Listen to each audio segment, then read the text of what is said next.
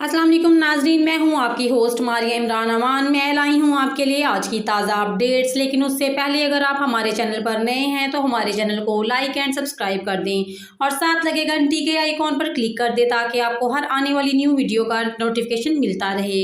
तो बढ़ते हैं आज की खबर की जानिब। भारतीय सिख यात्री वाघा बॉर्डर के रास्ते पाकिस्तान पहुँच गए।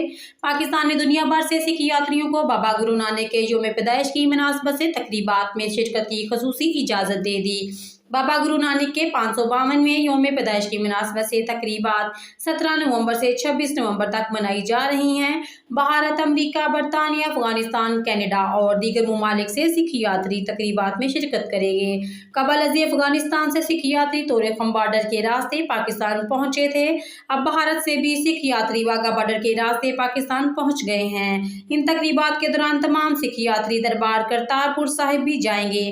देखते रहिए आपका अपना channel city TV 49 news HD।